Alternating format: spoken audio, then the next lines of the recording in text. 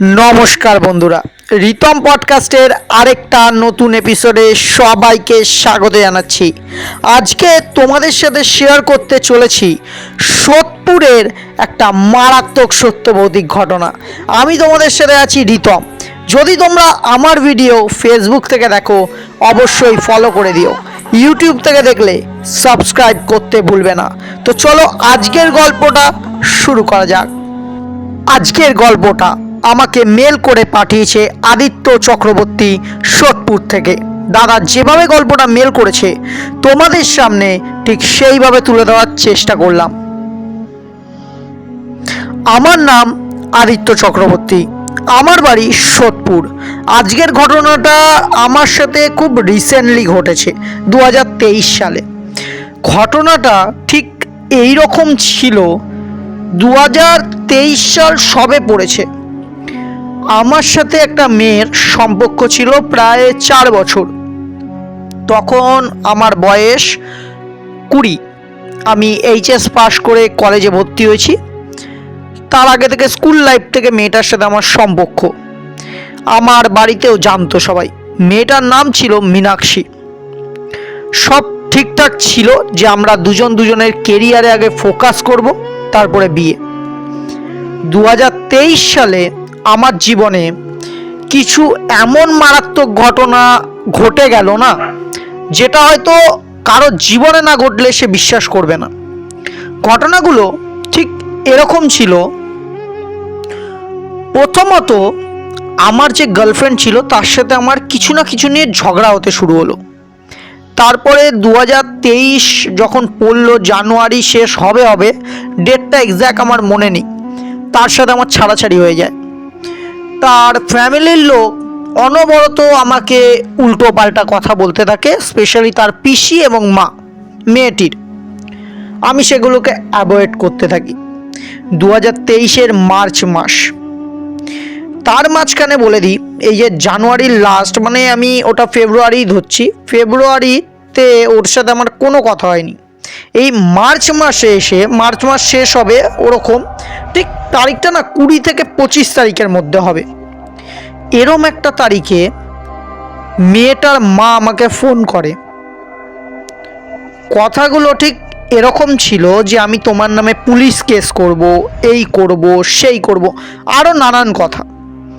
কিসের জন্য বলছিল আমি বুঝতে পারিনি। আমি অত কিছু খেয়াল না করে ফোনটা মুখের উপর কেটে দিই।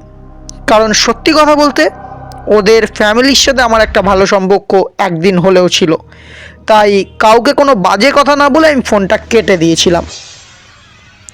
তারপর মীনাক্ষীর এক বান্ধবী আমাকে ফোন করে ঠিক কথাটা এরকম ছিল, দাদা তুমি ঠিক আছো তো? আমি জিজ্ঞেস করলাম, আমি তো ঠিক আছি, কেন কিছু হয়েছে নাকি? ও যে কথাটা আমাকে বলল, ওটা শোনার পরে আমি প্রায় 5 মিনিট না একটা জায়গাতে স্তব্ধ হয়ে বসেছিলাম।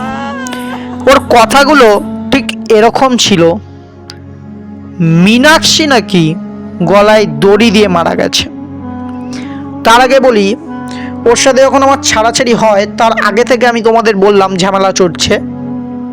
ঝামেলাটা একটা থার্ড পার্সনকে নিয়েছিল। মীনাক্ষী একটা অন্য রিলেশনে জড়িয়ে পড়েছিল। আমি এই ব্যাপারে কিছু জানতাম না, এবং কি ওই পুরো ফেব্রুয়ারি মাস না আমাদের একটা সিঙ্গেল মেসেজ কেউ দেখাতে পারত। আমি যখন শুনলাম ও আর এই পৃথিবীতে নেই, আমি 5 মিনিট পুরো স্তব্ধ হয়ে বসেছিলাম। কি বলবো বুঝতে পারছিলাম না। এটাও বুঝতে পারছিলাম না চোখের জলগুলো কেন টপ টপ করে পড়ছে, কারণ কি। আমি মীনাক্ষীর বান্ধবীর ফোনটা কেটে দিই কিছু না বলে। কন্টিনিউয়াস ও 4 বার ফোন করেছে আর তুলিনি। তার 3 দিন পরে ওর মা, মানে মীনাক্ষীর মা, আমাকে আবারও কল করে এবং ক্রমাগত থ্রেট করতে থাকে। আমি কোনো না কোনো জায়গায় ডিপ্রেশনে ঢুকতে থাকি। এরমভাবে 2 সপ্তাহ চলে। মাঝে মাঝে ওর পিসি ফোন করতো, ওর কোনো আত্মীয় ফোন করতো, আর আমাকে কন্টিনিউয়াস দোষারোপ করা হতো আমার জন্য নাকি ও গলায় দড়ি দিয়েছে। কিন্তু আদৌ আমি জানতাম না কি ঘটেছে। একদিন আমার বাবা এই ঘটনাটা জানতে পেরে যায়। ওর বাড়ির সাথে আমাদের বাড়ির প্রচণ্ড অশান্তি হয়, দেন ফোন কলস আসা বন্ধ হয়ে যায়। মীনাক্ষী মারা গেছে 1 মাস হয়ে গেছে, মানে ওই মে মাস মাঝামাঝি ওরকম আমার জীবনে কিছু মারাত্মক ঘটনা ঘটে। ঘটনাগুলো ঠিক এরম ঘটে, প্রথমত বলি, যখন ও মারা গেছে আমি কোনোদিনও ওকে স্বপ্নেও দেখিনি বা আদার্স কোনো ভয় আমি পাইনি। মে মাসের ডেটটা বলতে পারবো না, ওই 15-18 তারিখ এরকম হবে। ও আমার স্বপ্নে আসতে থাকে ক্রমাগত। প্রথম ভাবতে লাগলাম হয়তো আমি ওকে নিয়ে একটু বেশি ভাবছি। স্বপ্নগুলো একটু অন্যরকম ছিল। মীনাক্ষী আমাকে ভালোবাসতো না, বা ওর পুরনো কিছু ভালো স্মৃতি যেগুলো আমরা কাটিয়েছি 4 বছর সেগুলো আসতো না। আসতো হচ্ছে ওর আর আমার ঝগড়ার স্মৃতি, আসতো হচ্ছে ও আমাকে মেরে ফেলতে চাইছে এরম কিছু ঘটনা। তো একটা দিন আমি বলতে পারবো, ডেটটা আমি বলতে পারছি না, কিন্তু দিনটা মনে আছে বুধবার। আমি রাতে ঘুমাচ্ছি, 12:30 1টা বাজে। আমি একটা স্বপ্ন দেখি। স্বপ্নটা এরকম ছিল, দ্য লাস্ট ডে যখন আমি আর মীনাক্ষী দেখা করি, মানে আমাদের ব্রেকআপ হয়, ওই দিনটা আমার মাইন্ডের মধ্যে কেমন একটা রিভাইন হতে থাকে। আমি স্বপ্নে দেখছি মীনাক্ষী আমাকে বলছে যে সে আমার সাথে আর থাকতে পারবে না, সে অন্য আমার থেকে ভালো কাউকে পেয়ে গেছে। আর আমি তাকে বলছি ঠিক আছে, তুমি তাহলে চলে যাও, রোজ রোজ অশান্তির থেকে আমরা আলাদা হয়ে যাই ভালো। হঠাৎ করে মীনাক্ষী আমার গলাটা টিপে ধরে, আমাকে দেয়ালে ধাক্কা দিয়ে দাঁড় করিয়ে আমার গলা শুদ্ধ আমাকে তুলে দেয়। হঠাৎ করে আমার ঘুমটা ভেঙে ওঠে। আমার পাশে একটা জলের বোতল ছিল, জল খাই। জল খেয়ে শুয়ে রয়েছি, এদিক ওদিক করছি, কিচ্ছু ভালো লাগছে না। ফোন নিয়ে একটু রিল দেখতে শুরু করলাম ফেসবুকে। হঠাৎ করে আমার মনে হলো আমার যে বেডটা আছে সেটা কেমন নড়ে উঠলো। আমার মারা পাশের ঘরে রয়েছে আর আমি তাদের পাশের ঘরে শুয়েছিলাম একা খাটের ওপর। খাটটা কীরকম একটা নড়ল, মনে হলো কেউ একটা খাটের মধ্যে ভর দিয়ে উঠলো। আমি একটু নিচের দিকে তাকালাম, কিন্তু কাউকে দেখতে পেলাম না। ভাবলাম হয়তো অন্য কিছু হবে, তো আমি নর্মালি নিয়ে আবার শুয়ে পড়লাম। আবার না, ঠিক মনে হলো আমার চাদরের তলায় কেউ একটা ঢুকলো। এইবার আমি ফিল করতে লাগলাম আমি একদিকে কাত হয়ে শুয়েছিলাম, আমার পেছন দিকে প্রচণ্ড একটা ঠান্ডা একটা আবহাওয়া মানে ভাসতে শুরু করেছে। আমার পিঠের দিকে পুরো ঠান্ডা হয়ে যেতে লাগলো, আর একটা হাত আমার কাঁধের ওপর পড়ল। হাতটা আমার খুব চেনা, মীনাক্ষীর হাত। হাতের যে আঙুলগুলো আমি দেখতে পাচ্ছি আমার কাঁধের ওপর দিয়ে, সেই হাতটা আমার খুব চেনা। আমি ভয়তে একদম স্তব্ধ হয়ে গেছি। আমি কি করব আমি বুঝে উঠতে পারছি না। হঠাৎ করে ওই হাতটা তার নখ দিয়ে আমার কাঁধ থেকে পিঠ অবধি একদম কোনাকুনি চিরে দিল।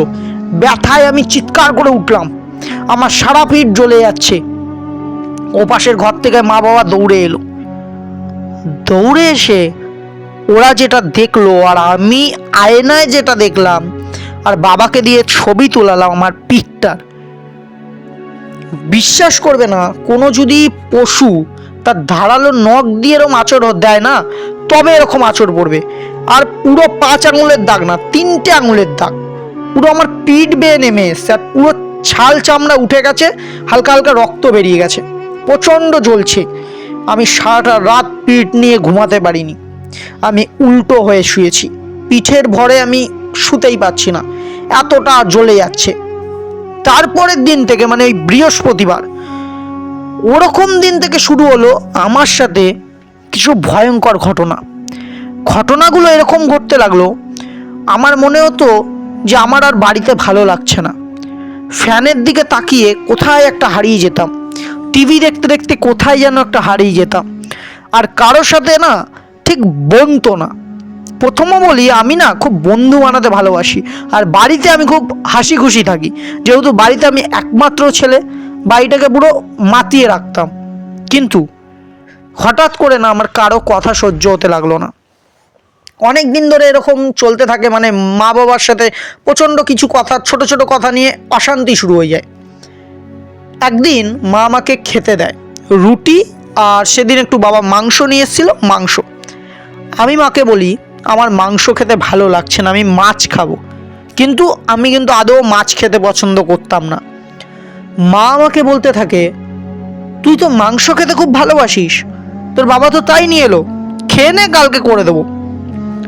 আমি জানি না আমার কি হলো, কিছু মুহূর্তের মধ্যে না আমি প্রচণ্ড রেগে যাই, আর ভাতের থালাটাকে একটা ধাক্কা মেরে ফেলে দিই, রুটির থালাটাকে আর কি। রুটিগুলো চারিদিকে ছটকে যায়, আর তরকারির বাটিটাও এমনভাবে পড়ে, মাংসটা দুদিকে গিয়ে পড়ে যায়, তরকারিতে পুরো মেজে ভেসে যায়। মা প্রচণ্ড রাগ করে আমার গালে একটা থাপ্পড় বসিয়ে দেয়। আমি কোন জ্ঞানে ছিলাম আমি বুঝলাম না, আমি মায়ের গলাটা ধরি, আমি দেয়ালে ঠাসিয়ে না প্রচণ্ড জোরে একটা ঘুষি চালাতে যাই। মানে ওই ঘুষিটা যদি মায়ের লাগতো তাহলে হয়তো মুখ চুখ ফেটে যেত। আমার বাবা দৌড়ে এসে আমার হাতটা ধরে, আমাকে আরেকটা চড় মারে। এইবার যেটা ঘটে সেটা আমার বাবার মুখ থেকে শোনা। বাবার মা যেটা বলে, আমি নাকি বাবাকে গলা ধরে একদম মেঝেতে সাটিয়ে দিই, ওই যে তরকারি পড়েছিল তরকারির মধ্যে বাবাকে সাটিয়ে একদম গলা টিপে ধরে রাখি প্রায় 2-3 মিনিট, কারণ মায়ের গায়ে অত জোর নেই যে আমাকে ছাড়াবে। বাবার চোখ মুখ লাল হয়ে যায়। যখন আমার জ্ঞান পেরে যে আমি এটা কি করছি, আমি বাবাকে ছেড়ে দিয়ে দৌড়ে আমার রুমে গিয়ে দরজাটা আটকে দিই। মা বাবা চিৎকার করতে থাকে। তারপরে গিয়ে আমি 10 মিনিট পরে দরজাটা খুলি। মা বাবা দুজনের মধ্যে আলোচনা করতে থাকে যে আমি কাদের সাথে মিশছি, কেন আমি এরম করছি। আধ ঘন্টা পরে বাবা মা আমার সাথে কথা বলতে রুমে আসে। এসে দেখে আমি ঘরের এক কোণায় একদম জড়সড় হয়ে বসে রয়েছি, আর আমার নখগুলো দিয়ে আমি দেয়ালের মধ্যে স্ক্র্যাচ করছি। আমার হাতের নখ মানে একদম ফেটে গিয়ে রক্ত বেরাচ্ছে। বাবা আর মা আমাকে তুলে খাটে বসায়, আমাকে জিজ্ঞেস করতে থাকে বারবার কি হয়েছে। আমি কিছু বলতে পারি না। তারপর আমি যখন কলেজ যাই, কলেজে আমার কারোর সাথে বনতো না, আমার কিছু ভালো লাগতো না, আর খালি না কথায় কথায় আমার মনে আসতো আমি মরে যাব। ট্রেন লাইন দেখলে মনে হতো ঝাঁপ দিয়ে দিই, পাখা দেখলে মনে হতো গলায় দড়ি দিয়ে দিই। এমনকি একদিন আমার সাথে আমার বাবার কিছু নিয়ে একটা ঝগড়া হয়েছিল, ওই ঝগড়ার কারণে আমি গলায় দড়ি দিয়ে দিই। আমার মা রান্নাঘর থেকে দেখতে পায় আমার পা দুটো ঝুলছে, দৌড়ে গিয়ে আমায় নামায়। আমি সেন্সলেস হয়ে গেছিলাম, পাড়ার লোকের ভিড় হয়ে গেছিলো আমার বাড়ির সামনে। এরকম চলতে থাকছে আমার লাইফে কোনো না কোনো জায়গায় একটা আলাদা জগৎ তৈরি হয়ে যায়। আমার মনে হতে থাকে আমি মৃত মানুষদের দেখতে পাচ্ছি। এইটা না মার্চ মাসটা শেষ হয়ে যাওয়ার পরে 2023-এর মাঝামাঝির ঘটনা। মানে আমি প্রায় এটা 4-5 মাস সাফার করেছি, এরকম লোকের সাথে ঝগড়া করে দেওয়া, কিছু ভালো লাগছে না, খেতে ইচ্ছা করছে না, আমার শরীর একদম শেষ হয়ে গেছিল। দেন আমার লাইফে আবার একটা টুইস্ট আসে, কি আমি মৃত মানুষ দেখতে পাই। আমার বাড়ির পেছনে একজন বয়স্ক লোক থাকতো, হঠাৎ করে উনি মারা যায়। লোকটার বয়স 60 বছর। লোকটাকে জুড়ে তার পরিবার প্রচণ্ড কান্নাকাটি করছে। সবাই পাড়ার লোক দেখতে গেছে, আমি দেখতে পাচ্ছি অন্য কিছু। সবাই কাঁদছে, আর ওই লোকটা ঘুরে ঘুরে তার পরিবারের লোককে ডাকছে, বলছে এই তো আমি কে, তোমরা কাঁদছো কেন, আমাকে ওরম ফেলে রেখেছো কেন, আমি এই তো। আস্তে আস্তে জিনিসটা বাড়তে থাকে। আমি যখন রাস্তা দিয়ে একা আসতাম, আমার মনে হতো আমার পিঠের ওপরে কেউ একটা চড়ে বসে রয়েছে। আমি যখন ঘুমাতাম আমার মনে হতো আমার বুকের ওপর কেউ একটা বসে রয়েছে আর কন্টিনিউয়াস আমাকে আছড়াচ্ছে। আমার সারা শরীর দিন বেদিন ভার হতে থাকে। আমার মনে হতে থাকে আর আমি বাঁচবো না। আর আমি যেখানেই তাকাতাম, গাছে বা নদীর ধারে, আমি দেখতে পেতাম কেউ না কেউ বসে রয়েছে, কিন্তু আদার্স পার্সন ওটাকে দেখতে পেত না। আর তারা যারা মারা গেছে তারা এই জগতের না। মাঝে মাঝে এমনও কিছু ভয়ঙ্কর চেহারা আমি অন্ধকারে দেখে ফেলেছি, যেটা হয়তো মানে একটুখানি যদি তোমাদের হার্টটা একটু নরম হয়, তোমরা ওখানে হার্ট ফেল করে যাবে। এরম এরম জিনিস আমি দেখেছি। মানে আমি একটা টাইমে দেখেছি অন্ধকারের মধ্যে, সেটা মানুষ না প্রাণী না, মুখ পুড়ে গেছে লোকটার, হয়তো কোনোভাবে পুড়ে মারা গেছে। সেই লোক হামাগুড়ি দিতে দিতে রাস্তা দিয়ে যাচ্ছে না, তার চোখ একদম লাল, আমার দিকে তাকিয়ে রয়েছে। প্রথমে আমি ভাবতাম আমি হ্যালোসিনেট করছি, আমি পাগল হয়ে গেছি। তারপর জিনিসটা আরও বেড়ে গেল। আমি একা একা বক বক করতে শুরু করি। আমি কি বলছি আমি নিজেও জানি না। আমার বাবা মা আমাকে ডাক্তার দেখায়, আমাকে অনেক চিকিৎসা করা হয়। 2023 শেষ হবে, 24 পড়বে। তার 2 মাস আগে, মানে ওই নভেম্বর ওরকম টাইম হবে, আমার বাবা মা বুঝতে পারে এটা কোনো নর্মাল অসুখ না, এটা কোনো প্যারানর্মাল কিছু হচ্ছে। আমার মনে হতো খালি আমি অন্য কারোর সাথে কথা বলছি, আর যার সাথে কথা বলছি আমার খালি মনে থাকতো সে একটা মেয়ে কণ্ঠ। আমি না সারাদিন ওর সাথে কথা বলতাম, খেতাম না, জলও পর্যন্ত খেতাম না। আর আমার মনে হতো কি আমার আর কিছুর দরকার নেই, মনে হয় আমার খাওয়া হয়ে গেছে সব। কিন্তু আস্তে আস্তে আমার চোখের তলায় ডার্ক সার্কেল পড়ে যায়। জিনিসগুলো এতটা ভয়ঙ্কর দিকে চলে যায় যে আমি বুঝতে পারি না আমার সাথে হচ্ছেটা কি। আর মনে হতে থাকে আমার সারা শরীর গরম থাকছে সবসময়। আর আমার না কাউকে দেখলেই রাগ হতো প্রচণ্ড, মনে হতো ওইকে মার্ডার করে দেবো, এরকম একটা ব্যাপার। আমার বাবা এক পুরোহিতের কাছে যায়। উনি বলে আমার স্নান করার আগে, তার আগে বলে দিই আমি স্নান করতে যেতাম না, আমি খুব কম স্নান করতাম, আর করলেও 4-5টার পরে করতাম। আমার বাবা রবিবারে আমাকে জোর করে স্নান করায়, আর আমার যে জামা প্যান্ট ওটা নিয়ে ওই পুরোহিতের কাছে যায়। ওই পুরোহিত কিছু মন্ত্র পড়ে বলে তোমার ছেলের ওপরে ব্ল্যাক ম্যাজিক করা হয়েছে, তারপরে প্রেত চালান করা হয়েছে। তোমার ছেলে যে 4টের পরে স্নান করে না, ওই জলগুলো যে গায়ের থেকে গড়িয়ে গড়িয়ে পড়ে, ওই পেতগুলো ওকে খেতে আসে, মানে জলগুলো। আর ওর ওপর একটা না 4খানা পেত চালান করা হয়েছে, তার মধ্যে একটা মেয়ে আর 3টে ছেলে, একজন মেছোভূত ওর ওপর চালান করা আছে। আমার বাবা খুব ভয় পেয়ে যায়। সেকেন্ড যে ছিল সে ছিল রক্তচোষা, আমার শরীরে সব রক্ত খেয়ে নিচ্ছিল। আর যে 2জন ছিল তারা নাকি আমার ক্লোজ। একজন ছিল আমার বড় মেসোমশাই, যে অনেক আগে মারা গেছে, তখন আমার বয়স অনেক কম ছিল। আর আরেকজন যে মেয়েটা ছিল সে ছিল আমার এক্স গার্লফ্রেন্ড। আর এইটা কে করিয়েছে সেটা উনি বলতে পারেনি, উনি আরেকজনের খোঁজ দিয়েছিল। আমার বাবা সেখানে যায়, উনি বলে এটা আমার এক্স গার্লফ্রেন্ডের বাড়ির লোকের তরফ থেকে একজন করেছে, নামটা আমি এখানে উল্লেখ করলাম না। তারা আমার এগেনস্টে কিছু করতে না পারে আমার ওপরে চালান করে দিয়েছে ওনাদের মেয়েকে আর কি, যাতে ওরা আমায় মেরে ফেলে। শেষে যার কাছে গেছিল আমার বাবা, উনি বলে জিনিসটা অনেক বাড়াবাড়ি হয়ে গেছে। উনি কি করে, ওনার কাছে প্রায় 10-12টা ভালো পেজ ছিল, উনি আমার উপরে পাঠায়। ওরা নিজেদের মধ্যে একটা মিটিং করে, তারপরে রক্তচোষা আর যে মাছের যে ভূতটা ছিল না, ওরা 2জন নাকি রাজি হয়ে যায়। বাকি আমার মেসোমশাই আর আমার এক্স গার্লফ্রেন্ড যেতে রাজি হয় না, ওদের টানতে টানতে নিয়ে যায়।